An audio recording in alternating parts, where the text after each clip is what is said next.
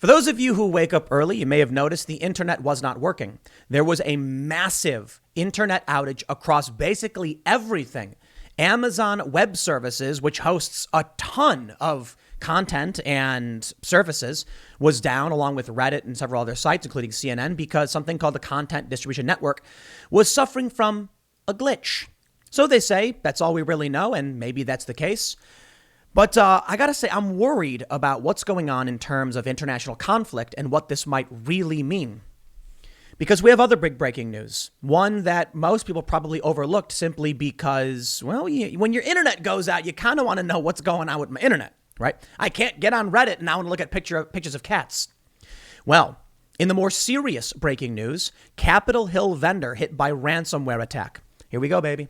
First, it was critical infrastructure, our oil pipelines, the largest oil pipeline in the country, hit by ransomware, gets shut down, causes panic and gas shortages. Then, JBS meat supply. This is a quarter or around a quarter of our beef production, about a fifth of our pork production, gets shut down. I got sent a photo the other day out of Ohio. Stores don't have beef. I got a photo sent from out here. So we're in like the Maryland, West Virginia area. Chicken shortages. You go to a local grocery store, they don't allow you to buy too much chicken. There's not enough, they say. These are serious attacks on our infrastructure, from gas prices to the food we eat. Now, all of a sudden, our internet's getting shut down. Okay, maybe it's just all a big coincidence that all of these cyber attacks keep happening. And now it's affecting our literal seat of government. Now, not the most egregious attack on our political infrastructure, but this is very important for many of our politicians. The Hill reports Capitol Hill vendor hit by ransomware attack report. A tech vendor used by dozens of House offices on Capitol Hill for constituent outreach services has reportedly been hit by a ransomware attack, becoming the latest victim in a series of cyber attacks. Punchbowl News reported Tuesday that almost 60 House offices from both parties have not been able to retrieve constituent information for the vendor iConstituent for several weeks. For several weeks? How long has this been going on for? And we're just learning about this now? This kind of stuff, I mean, I find it absolutely freaky that it's happening. It's getting worse. And there's more than just this story. Did you know that the MTA was hacked? Yeah, the Metro in New York City. Did you know that? Probably something that many people didn't notice, but I think we're in cyber war. I think most hackers and, InfoSec people, information security, probably are laughing right now saying, duh, we're in cyber war. We've been in cyber war for a decade. But what does that mean and what does that lead to? Cyber warfare is a low risk. It's easy to obfuscate and they can blame hackers. It's kind of like high sea piracy back in the day. China and Russia can be like, oh, geez, oh no, these hackers had nothing to do with us. I can't believe they would do this. When in reality, it's state sanctioned, or they provide resources to these groups, or at least turn the other way and let them do their thing. Let me show you what we got from the New York Times. This story is from June 2nd. It's a week ago. The MTA is breached by hackers as cyber attacks surge. Hackers with suspected ties to China penetrate the New York Transit Agency's computer systems in April. An MTA document shows. Transit officials say the intrusion did not pose a risk to riders. Yeah, but what did it pose a risk to? Our critical infrastructure. So let me tell you what the point of these attacks are. First, actually, let me read about the attack on the Capitol. They say the company is reportedly working with Spindor to resolve the issue, but Punchbowl noted the frustration is mounting as the incident has not yet been fixed. Catherine Spinder, chief administrative officer of the House, said, there is no evidence that suggests wider House IT systems have been breached or compromised, according to Punchbowl. The Office of the Chief Administrative Officer was notified by iConstituent that their e-newsletter system was hit with a ransomware attack. iConstituent's e-newsletter system is an external service available for House offices to purchase. At this time, the CAO is not aware of any impact to House data, Spinder said in a statement to the news outlet. The CAO is coordinating with the impacted offices, supported by iConstituent, and has taken measures to ensure the attack does not affect the House network and offices' data. According to the website, they provide Constitution engagement platform, blah, blah, you get the point. This is not them breaching the U.S. government specifically. It's not them going into like government servers. It is a company used by members of the House, but this is still serious. If hackers have the ability to obstruct members of Congress, they can choose winners and losers. we can actually have our elections manipulated, not through the vote process, not through fraud or anything like that, but simply because you've got two people who are running for an election, right? The primary happens, everybody runs, you end up with your Democrat, your Republican. All of a sudden, the services used by the Republican go down. The Republican can't reach out to people, can't effectively produce advertisements, and the Democrat has a massive advantage. That's it. They can hobble one candidate should they see fit. This is extremely serious. But these things, they keep happening. I'm surprised this wasn't bigger news, the MTA breach. But it is local. I mean, how many people care about New York City, especially at a time when the city is, I don't know, kind of empty? Not literally empty. But this is what I've been talking about over the past several months, actually. Actually, for the past year or so, I've been bringing this up. But we talked about it yesterday. How convenient that New York City, that we as the United States decentralized large portions of our economy due to the pandemic. People who lived in New York City, a lot of powerful individuals, leaders of industry, live in New York City, conduct their operations from New York City. What would happen if the metro got hacked? The way that many people get around, believe it or not, even rich people, because you can take a taxi, but man, the taxis are slow. What would happen if a lot of people, let's not even say like the wealthiest, just senior level managers, the trains get hacked and it causes disruption. They can't get to their jobs. Our economy gets hit. One of the most important things you need to understand about cyber warfare is that as we are racing to develop weapons and ordnance and things like that, missiles and bullets, it requires a functioning economy. China, the US, everybody knows this internationally. If we can sludge up your economy, we can make it harder for you to produce the weapons you need to actually engage in legit warfare. So this means that cyber war is more than just ransomware attacks.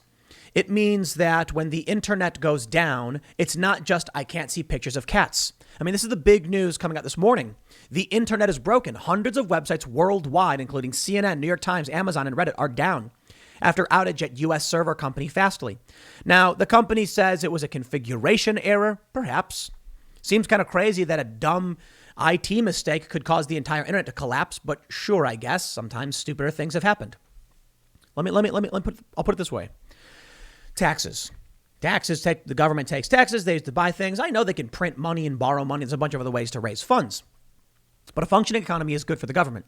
The more people are trading, the more money is going to the government. So I have $1. I trade with you that $1.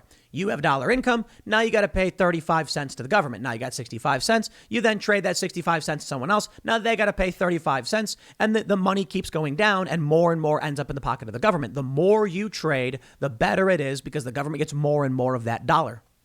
Now the internet goes down. Major corporations take a hit. All of a sudden, they're not producing revenue. No more ads being displayed, no more products being sold, and that slows the economy. Less money for the government, less production by the American people, less capability to engage in conflict. There's a reason why in war, some countries or some belligerents in conflict will target citizens. I know that we look at it like, oh, you can't target citizens. Oh, that's crazy. That's terroristic. The citizenry are the ones that provide the food and the resources to the military. So, yeah, to a lot of, depending on the country, they might say it is better to blow up the civilian population to cripple their ability to engage in warfare. Take a look what the U.S. did in World War II with dropping bombs on Hiroshima and Nagasaki. Major civilian population centers. But it sent a strong message to Japan, and they immediately panicked and backed down. Well, we crippled their ability to produce things. We destroyed major economic centers for this country and made it very difficult for them to supply their own army. Now we don't need to blow up the city. They can just sludge up the internet. So again, very convenient for us. I mean, fortuitous. I'm not implying a conspiracy. I'm just saying, wow, how fortuitous that last year we moved, that people just naturally of their own volition decided, I don't want to live in these big cities. I want to get away from them. I want to move to different areas. While this one company getting hit is insane to me, ultimately the decentralization of individuals means the companies are going to be more robust in the event of a cyber attack or a physical confrontation. We're not going to get sludged up as much as we normally would have. I mean, one outage in New York could have affected every industry in the country. I'm going to tell you something crazy. Did you know that Grand Central Station has my understanding is there's a secret control room That's like you got to go through like secret walls or something. And it's like the main control hub for a lot of the trains, And it's hidden because during, I think it was World War II, I'm not entirely sure, there was fear, or maybe the Cold War, that someone could go in and shut down this control hub and destabilize the near entirety of the U.S. economy because of New York getting shut down. Because it will affect the West Coast. If operations in New York can't continue, then other companies around the country would struggle. So they hid this control. It's really crazy. Now we're not as concerned about it because I think we realized the fault there. But then you start to realize these other countries, China, Russia, Iran, whatever, they know cyber warfare is a means of destroying things, to shutting down an economy. And the scary thing is it's really easy. Now, I'm not here to get conspiratorial, but I do want to stress really quickly, conspiracy almost means nothing at this point, because conspiracy used to imply like a group of people doing something surreptitiously or like against the law. Now it just means like hypothesis. Yeah, it means hypothesis. I mean, look, some people have really dumb ideas like the earth is flat. It's not. But sure, they can believe stupid things.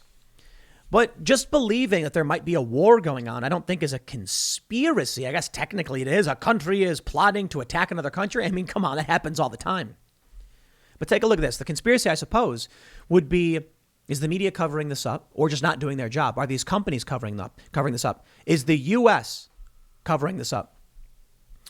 I think about, there was like a refinery explosion in Philadelphia right around the time that Donald Trump was sending war fighters to Iran.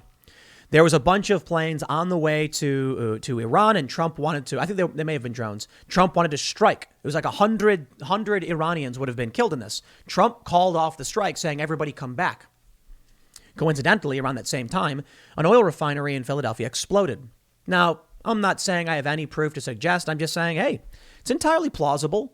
It is absolutely within the realm of possibility that our critical infrastructure was attacked, that a cyber attack caused a malfunction and a fire in an oil refinery, and Trump called off the strike because he knew that cyber attack capabilities would seriously damage this country. And all of a sudden he was like, I am not going to strike Iran. Well, I praised him for it. I say, good. He said the loss of life would be too great. It wasn't worth the strike. Or could it be that Iran was threatening to blow up more oil refineries? About 8 or so years ago, I was at DEF CON and Black Hat. These are two major hacker conventions. Black Hat is more hokey fun, hackers lockpicking and playing games. And DEF CON, wait, what did I say? Did I say Black Hat? DEF CON is the silly one. Black Hat is the corporate one. Over at Black Hat, you have a bunch of hackers showing off their abilities, saying like, or what they've discovered in, weaknesses.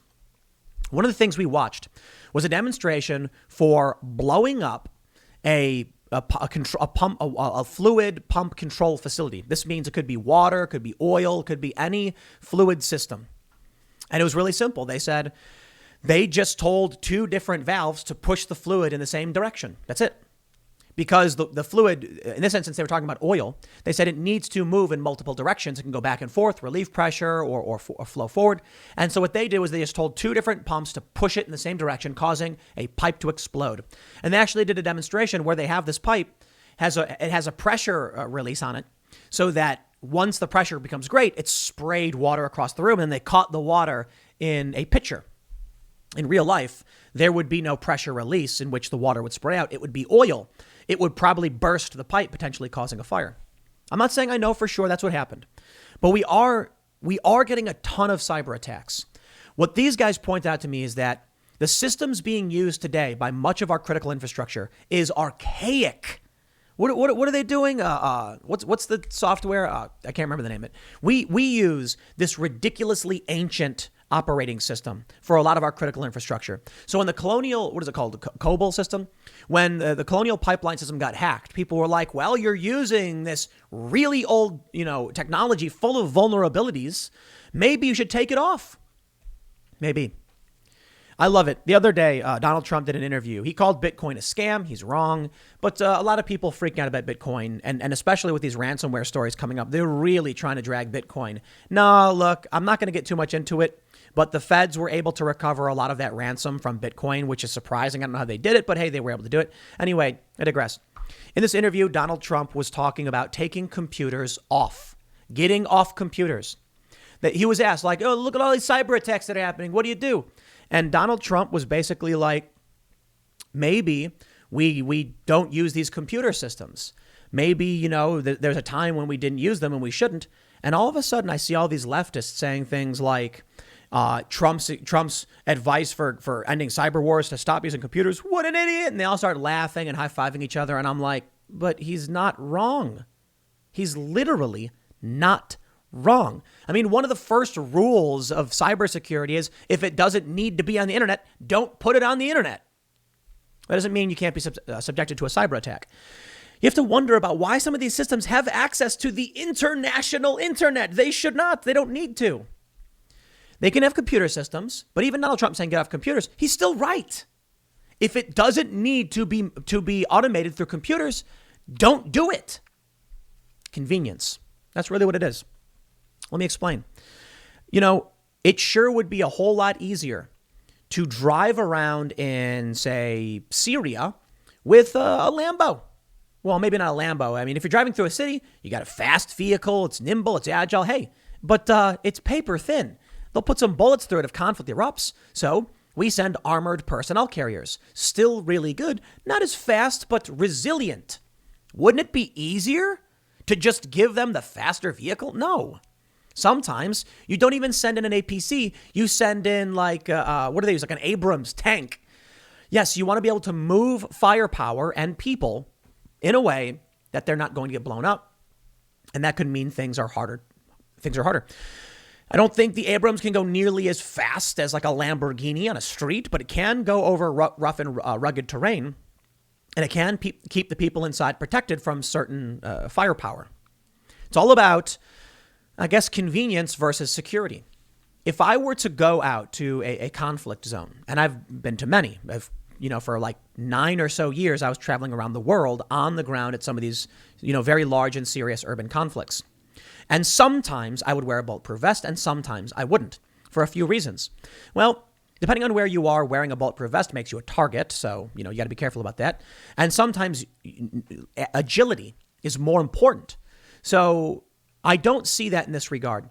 Why is our critical infrastructure requiring this agility? It doesn't need it. We can have people manually drive there, pull the levers, and make everything analog, but we don't do that. We've automated so much. Now, outside of critical infrastructure, I can point all that out, but there is still a problem with our economic infrastructure. When you see that CNN, Spotify, PayPal, Reddit all have gone down because of one critical point of failure, this is Fastly. They say it was a configuration error. Heaven forbid somebody gets ransomware in Fastly. Are you kidding me? Look what they can do with this stuff. That's not hard to make. Heaven forbid somebody make an encryption virus. Look, these ransomware attacks, you have an out. They say, hey, we're gonna encrypt your device. You won't be able to use it unless you pay us $5 million. That's what they said to Colonial. What happens when someone says, I don't care about your money? What happens when it's an actual nation state actor? What happens when they're like, nah, we just want to destroy your critical infrastructure? And they could. And why wouldn't they? What happens when one of these ransomware attacks turns out to not really be ransomware? Or what happens when one of these ransomware attacks happens? They pay the ransom and the blackmailers, the extorters, say, thanks for the money. We ain't giving you your computers back. Maybe the ransomware is just plausible deniability. That's it. It maybe really is Russia or China. The MTA hack, they say it was China. They say hackers with suspected ties to China. What if the only reason they're asking for ransom is cover so that they can't be accused of being a political actor and they can cause economic damage? Think about it this way. That $5 million ransom, the FBI was able to recover just over half of it, I think 2.3 million. Really surprised they were able to do that. I don't know how they did that. I guess they may have been using mainstream accounts and transferring some of the coins or something. They said they were able to recover this, a lot of it. Okay. What if it's just a drain on our resources? It doesn't matter if they encrypt our systems anyway. What if China and Russia are like, strip away their money and we can use it for, I don't know, China's doing the Belt and Road Initiative. They can pump US dollars into their influence and control, siphoning it away from the US through a variety of means. Ransomware, espionage, stealing IP, right? Corporate espionage. What happens when one day our hospitals get hit by an encryption virus? What do you think is going to happen if real war breaks out? I'll tell you what's going to happen. There will be shots fired if this war goes hot between the U.S. and China. It's not just going to be fighter jets shooting at each other and bombs in the Pacific. One day your internet will stop working. That's it. They'll use encryption viruses and they will lock up everyone's computers instantly. They will try to infiltrate major critical infrastructure. And I wouldn't be surprised if all critical infrastructure in the country was compromised by other nation states. Mutually assured destruction. It's not even about nuclear bombs at this point. We would go back to the Stone Age without a shot being fired because someone would just hit the enter button, then boom, all the computers get wiped out in one country, and then they try to do it. They put it this way. Hey, we got to take out critical infrastructure in China before they do it to us. So then everyone's sitting there ready to wipe out each other's computer networks. There's probably intranets. There's probably more secure systems. I'm sure the U.S. has thought of this, but I'm not confident in the U.S. these days. I mean, China is homogenous. The Chinese Communist Party has full control for the most part. The U.S. is fractured between weird cult members who believe psychotic things about race and are not taking this country seriously. And maybe that's it. Maybe psychological warfare came first, and we as a nation are on our knees. Wokeness is a serious threat to national security, and it's too late. It's in every facet of government. That's it. Wokeness will drop this country to its knees. Now, yeah, you think I'm joking? I'm not, but I'll leave it there. Next segment's coming up at 1 p.m. on this channel. Thanks for hanging out, and I will see you all then.